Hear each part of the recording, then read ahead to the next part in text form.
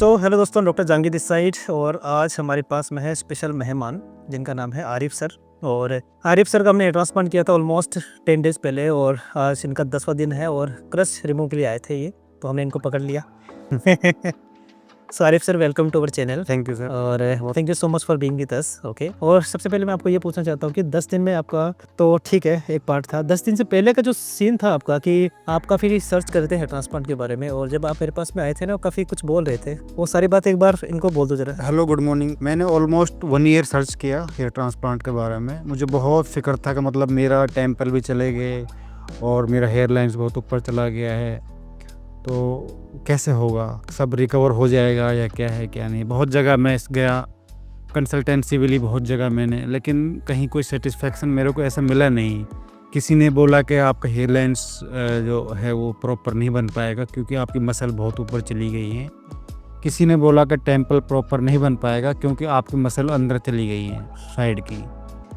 तो मैंने कहा अगर मेरा टेम्पल ही नहीं बन पाएगा तो इसका मतलब तो ट्रीटमेंट लेने में फ़ायदा नहीं है।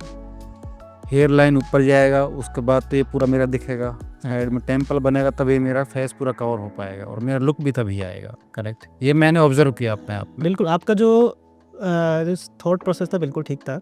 इनफैक्ट जब सर मेरे पास में आए थे ना तो हुआ यूँ था कि इनका ये कंसर्न था कि डॉक्टर मेरे को यहाँ से बाल कुछ ज़्यादा ही हेयर लॉस हो चुका है मेरा साइड से, तो इसका क्या ट्रीटमेंट हो सकता है बारह, है ना। यहाँ तो मेरे बाल ठीक ठाक है, जो फोटोग्राफ देख पा रहे हैं ये पहले हेयर ट्रांसप्लांट से पहले ही फोटोग्राफ है। सच बताओ तो मैंने जब एग्जामिन किया तो इनका जो है वो temple hair loss, means temple इस एरिया को हम टेम्पल बोलते हैं और यहाँ का हेयर लॉस बहुत ज़्यादा था इनका। तो क्वेश्चन ये था कि ये टेम्पल कैसे बनाते हैं, क्या बनाते हैं। ऑलमोस्ट हमारा 10-15 मिनट जो है वो डिस्कशन टेम्पल पे था हमारा। तो कभी कभी क्या होता है कि हमें इस तरह का एक अप्रोच देना पड़ता है जहाँ पे हमें बिल्कुल नेचुरल लुक आ पाए हमारा, ठीक है। और वहाँ पे टेम्पल का बहुत ज़्यादा रोल होता है। अगर जी क्योंकि इनका एज अभी बहुत कम है, 32-33 के आसपास इनका एज है।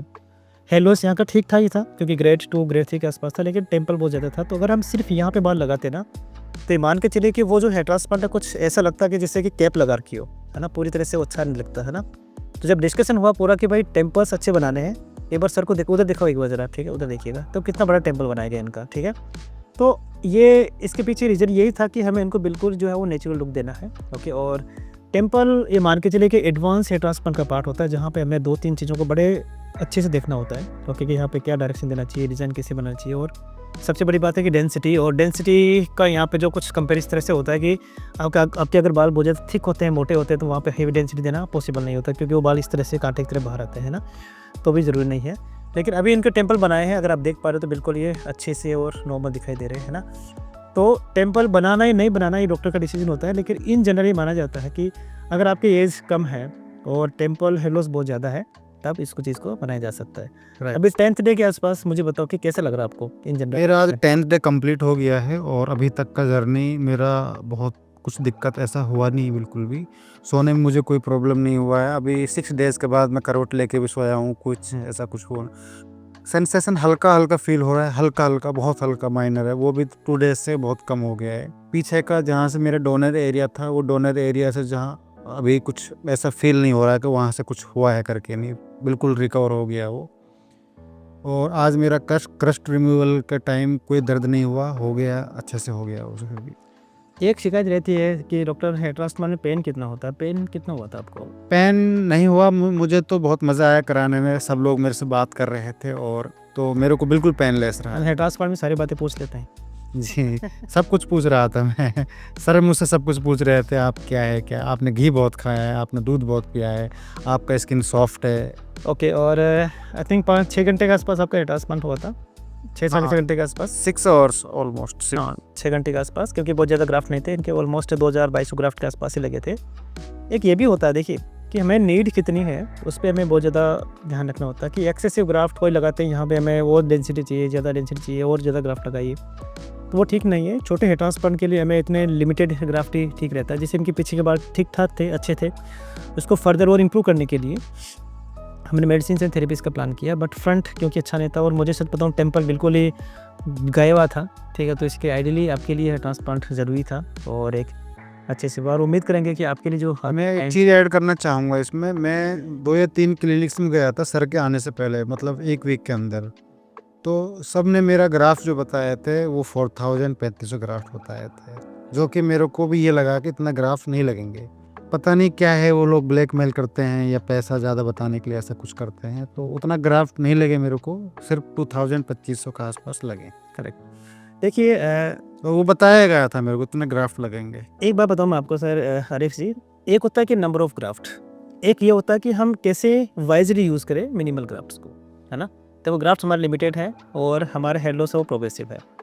तो ये मान के चलिए कि आपको या फिर हमें कहीं ना कहीं नीड रहेगी फ्यूचर में ग्राफ्ट की, तो जितना हम मिनिमल ग्राफ्ट के साथ हम उनको प्ले कर पाए उतना अच्छा होता है। तो एक अच्छी ग्राफ्ट निकाले जाए, सिलेक्शन आपका अच्छा होना चाहिए। सेकेंड है कि यहाँ पे जब प्लेसमेंट करते हैं ग्राफ्ट का, तो कौन सा ग्राफ्ट कहाँ पे लगना चाहिए ये ज़्यादा इंपॉर्टेंट होता है और वहीं से हमारा बेस्ट रिजल्ट आने का चांसेस रहता है। अगर एग्जांपल आपके सिंगल हेयर बीच में लगा दिया आपके, तो ऑब्वियसली वहाँ पे रिजल्ट उतना अच्छा नहीं आ पाएगा। तो उसी तरह अगर आपके जो है मल्टीपल हेयर अगर आपने ज़्यादा फ्रंट में लगा दिए तो वो एक अलग सा बन जाएगा। राइट। तो मिनिमल ग्राफ्ट होना चाहिए और ये मान के चलिए अच्छा डॉक्टर है कहीं ना कहीं आपकी ग्राफ्ट बचाने की कोशिश करेगा, है ना? बिल्कुल राइट। और मैं एक बोलता हूँ, बेस्ट ग्राफ्ट डॉक्टर आपको वो होता है जो कि आज भी ध्यान रखे आपका और आपके कल का भी ध्यान रखे, राइट। है ना? ऐसा नहीं क्या, क्योंकि आपके लिए तो अभी आप बिल्कुल ओपन है, ठीक है? आपने तो 4000 ग्राफ्ट निकाल के सामने रखेंगे, भाई 4000 ग्राफ्ट मेरे पास में है, आप जितना चाहे यूज़ कर सकते हो, बट हमें वाइजली यूज़ करना ज़रूरी होता है ना? राइट। ओके। और 3-4 दिन कोई दिक्कत नहीं हुई थी आपको? It was everything was fine? सब कुछ अच्छा रहा, कोई ऐसा पेन नहीं हुआ मेरे को,